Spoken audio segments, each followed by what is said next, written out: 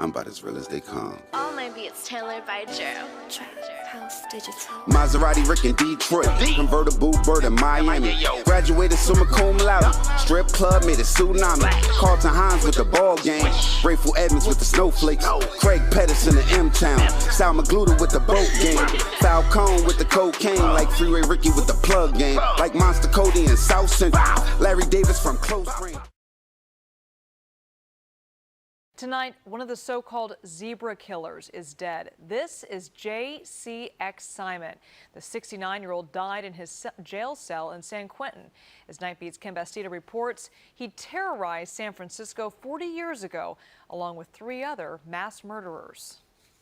Clearly, the way he died was far more peaceful than the way his victims died. December 1973. Then I looked down, I was bleeding. Future San Francisco Mayor Art Agnos becomes the 6th victim of the zebra killers. And shot me at point-blank range twice in the chest. The racially motivated murders started a month earlier. All the same pattern. White people shot down by a black gunman. The first victims, a young couple kidnapped in Telegraph Hill. They eventually decapitated her. The husband survives, but by Christmas, more than a dozen other people had been butchered or shot. People were scared to go out at night. Composite sketches finally broke the case. The 3 surviving zebra killers remain in prison. I don't have any forgiveness for them because they've never acknowledged anything on their part. Simon's death is under investigation, Liz. The cause has not been California released. has a lot of creepy killers in its past. The Night Stalker, the Zodiac Killer, Charles Manson. The list goes on. But 40 years ago, San Francisco was terrorized by mass murderers who are rarely mentioned. Linda Yee found out why no one wants to talk about the zebra killers, even today. San Francisco police have intensified their so-called Operation Zebra. It was national news. Racially motivated murders, nicknamed Zebra for the police radio band assigned to the case. All the same pattern. White people shot down by a black gunman for no apparent reason. Suspects roaming San Francisco streets, mutilating, torturing, and killing. They eventually decapitated her. Lou Calabro was a patrol sergeant during that first Zebra attack. A young couple kidnapped while walking in their Telegraph Hill neighborhood in October 1973. The husband survived. Simply pulled out his gun and fired at me twice. The future mayor, Art Agnos, was their 6th victim. Then I looked down, I was bleeding. Shot after attending a community meeting on Potrero Hill. The killers were tied to a militant black Muslim group known as the Death Angels. And in order to be initiated into this very murderous group, they had to kill a white person. By Christmas, more than a dozen people were butchered or shot. One night, 5 people were shot in 2 hours, including a 45-year-old woman who was just doing her laundry here on Silver Avenue. That's when the gunman walked in, shot, and killed her. People were scared to go out at night. Retired homicide inspector Gus Carreras headed the task force to find the killers. Mayor Joe Alioto ordered a citywide dragnet. Those extraordinary measures are going to involve stopping a number of people in San Francisco who fit a certain profile. Black between 20 and 30, 5'9" to 6 feet tall, of medium build. There are a lot of people in San Francisco who fit that description. The city was accused of civil rights abuse. Reverend Cecil Williams of Glide Church angrily pointed out the lack of random stops when cops were looking for the Zodiac Killer 6 years earlier. They did not, in fact, begin to create a dragnet and a police state as it relates to white participants. A federal court ended the stops, but what finally broke the case? Composite sketches. Death Angels member Anthony Harris saw himself in the drawings, and fearing for his life and seduced by the $30,000 reward money, he called the cops. And he laid everything out to us. Names, places, crimes committed. 4 Zebra suspects were convicted for 16 murders and remain in prison on life sentences. Anthony Harris was in witness protection. Today, 40 years later, the case is rarely discussed, almost forgotten. This was such a racially tinged, sensitive issue a radical sect of the black Muslims killing white people. It's something that this country is not comfortable discussing or remembering. But it continues to haunt the memories of survivors and families of the murder victims. In San Francisco, Linda Yee, KPIX 5. Well, police stopped and searched more than 500 black men as part of Operation Zebra. The killer's trial lasted more than a year, and at the time, it was the longest trial in California history. Yeah. We back. It's your boy Popalot, Mobb ties. We on our way to Cali with it. San Fran to be exact. All my niggas from Cali, San Fran, the Bay. And niggas get in the comment box, let it be known, real fucking G shit. Now, we about to cover some shit that nobody really like to talk about, as y'all seen in the news clips, and it is due to the touchy fashion or the touchy subject matter, I should say, of the episode pretty much. But you know, we only bring y'all the real shit, so we gotta let it be known.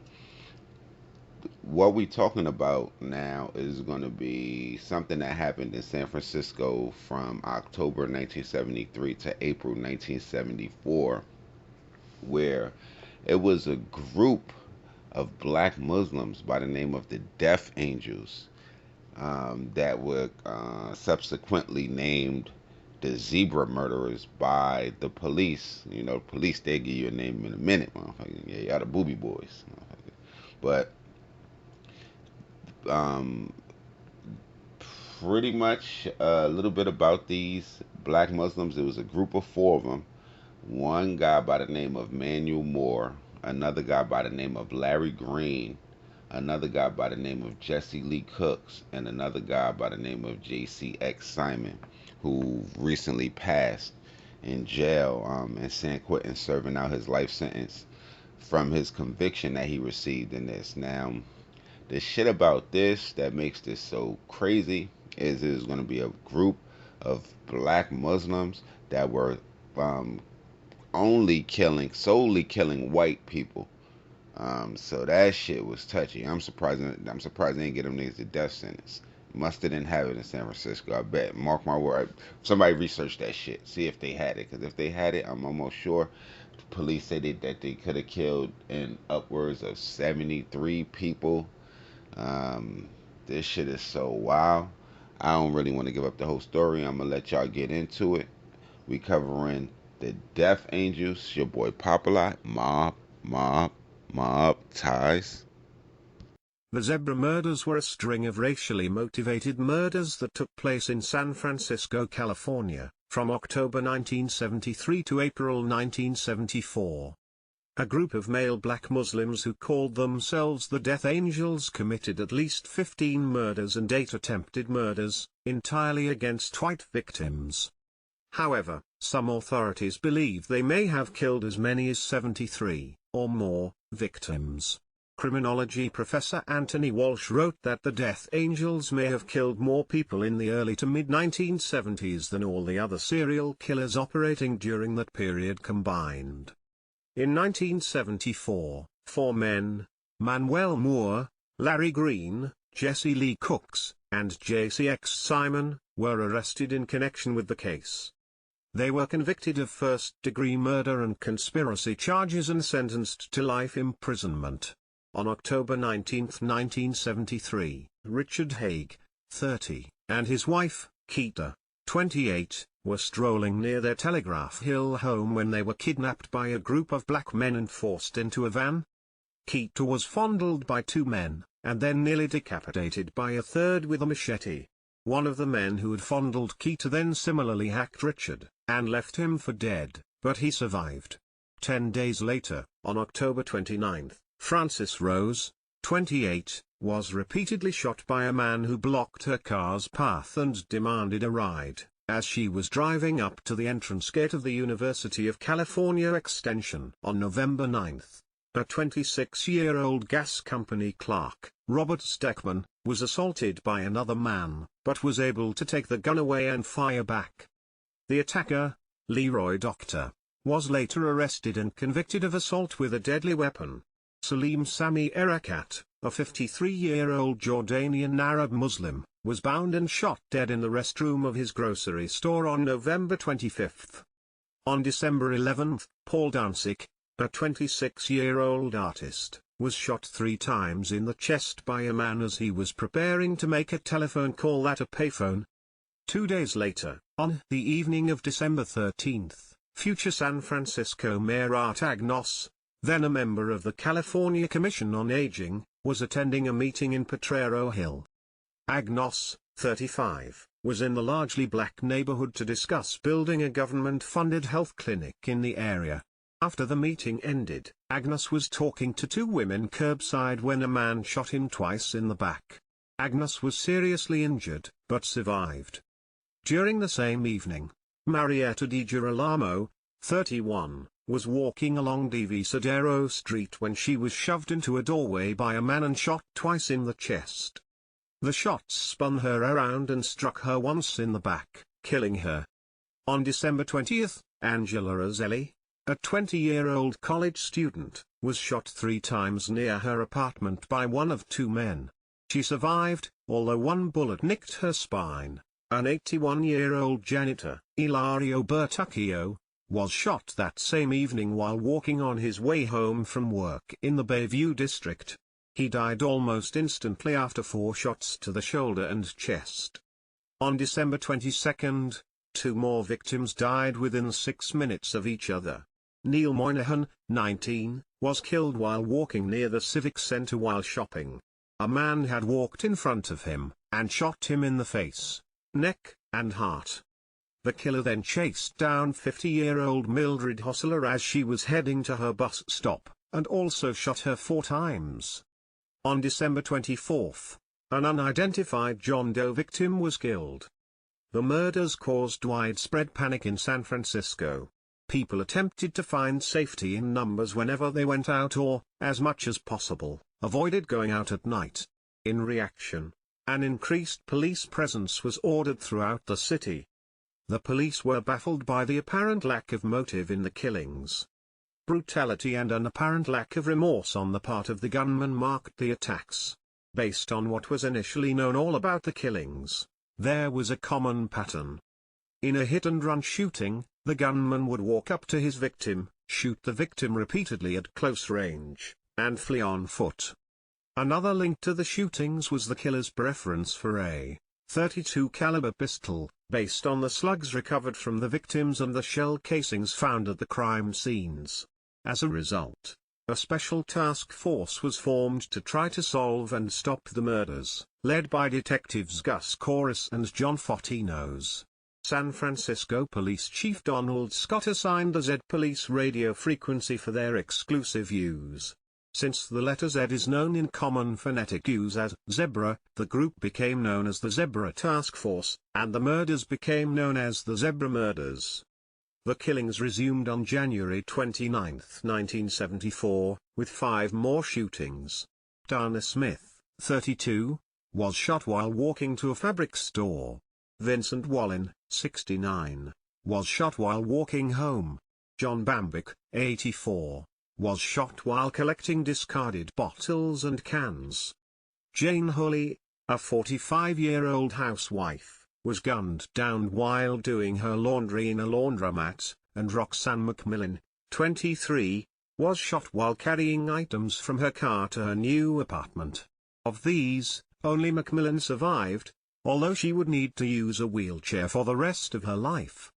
A 6th victim who was shot that night, Thomas Bates, a hitchhiker who survived being shot 3 times near Emeryville, had earlier been mentioned by author Howard, but not counted by him in that night's totals. On April 1, 1974, 2 Salvation Army cadets were walking toward the Mayfair Market just 2 blocks away from the Salvation Army School for Officers Training Center when a black man who was following them overtook them, wheeled around, fired 4 shots at them, and fled. Thomas Rainwater, 19, died. Linda Story, 21, survived. 2 policemen were on the scene within 15 seconds, and although a manhunt was initiated in an effort to find the killer, it proved to be futile. They suspected that the zebra killers had struck again, as the shell casings found on the sidewalk were found to be from a .32 caliber gun. On Easter Sunday, 13 days after the Rainwater Story shootings, 2 more people, Ward Anderson, a merchant seaman, and Terry White, a 15-year-old student, were both shot and wounded as they stood at a bus stop at the corner of Fillmore and Hayes Streets. Their attacker was a black man who approached the corner on foot and then fled after firing. On the evening of April 16, 23-year-old Nelson T. Shields IV, heir to a wealthy DuPont executive, accompanied a friend to a house on Vernon Street in the Ingleside district to pick up a rug. Shields had opened the back of the station wagon and was making room in the cargo area for the rug when he was shot repeatedly. A witness later testified that she saw a black man rushing up Vernon Street at the time of the shooting. The police suspected it was another zebra murder, due to the shell casings found at the scene matching a .32 caliber. Police decided to take drastic measures. Inspector Gus Corris dictated generic suspect descriptions with the best-known characteristics of the killers to SFPD sketch artist Hobart Hobie Nelson, who drew 2 sketches, based on the descriptions. The sketches were then distributed to the media and to SFPD officers, none of whom knew the sketches were generic. San Francisco Mayor Joseph Alioto and Police Chief Donald Scott announced that police officers would begin stopping and questioning large numbers of black citizens who resembled the description of the killer, a black man with a short afro and a narrow chin. Once stopped, checked, and cleared, each citizen received a specially printed zebra check card from the officer that they could show to police if stopped again. More than 500 black men were stopped by the first weekend the program was in operation. This provoked vocal and widespread criticism from the black community. Dr. Washington Garner, the first black member of the police commission, called for blacks to be understanding of the exceptional circumstances. The policy faced internal criticism, with the Officers for Justice group led by Nation of Islam associate Jesse Bird viewing it as racist and unproductive. Acting on a lawsuit filed by the NAACP and the ACLU, U.S. District Judge Alfonso J. Zerpeli ruled the widespread profiling of blacks was unconstitutional, and the operation was suspended. With the offer of a $30,000 reward came a break in the zebra case. Anthony Harris, an employee at the Black Self-Help Moving and Storage, called police a week after the sketches had been posted and subsequently agreed to meet with zebra case detectives at a bank parking lot in Oakland. Harris claimed to be one of the persons featured in the police sketches, and provided specific details regarding several of the attacks that the police never had released to the public. Harris denied he had committed any killings, but admitted he had been present at many of them. Harris revealed the existence of the group to the police, and told them of a homicide that did not make the papers. It was that of a homeless man whom they had kidnapped from Ghirardelli Square. They had brought the man to Black Self-Help Moving's warehouse, gagged and tied him up, and while he was still conscious, took turns hacking away his limbs. Harris told the detectives that they had dumped the body into the bay. He told his story in such detail that the police were convinced of its veracity, especially since the police had, on the previous December 24, recovered the bound and badly butchered torso of a male, missing its hands, feet and head, that had washed up in the city's Ocean Beach district at the foot of Pacheco Street. Harris provided the police with names, dates, addresses and details, enough information to issue arrest warrants against the suspects. Harris subsequently sought, and received, immunity for his help in breaking the zebra case, as well as new identities for himself, his girlfriend, and her child. On May 1, 1974, simultaneous raids during the pre-dawn hours were made, resulting in the arrests of Larry Craig Green and JCX Simon in an apartment building at 844 Grove Street. More suspects were arrested at Black Self-Help Moving Storage's facility. None offered resistance when arrested. Of the 7 arrested that day, 4 were released for lack of evidence. Mayor Alioto announced the news of the raids and announced that the killings were perpetrated by the Death Angels. Black Muslim leader John Muhammad, the minister of Mosque No. 26 in San Francisco, denied the allegations of a black Muslim conspiracy to kill whites. The Nation of Islam paid for attorneys for all of the perpetrators convicted, except for Jesse Lee Cooks, who had pleaded guilty. For more information, please follow the link below the video.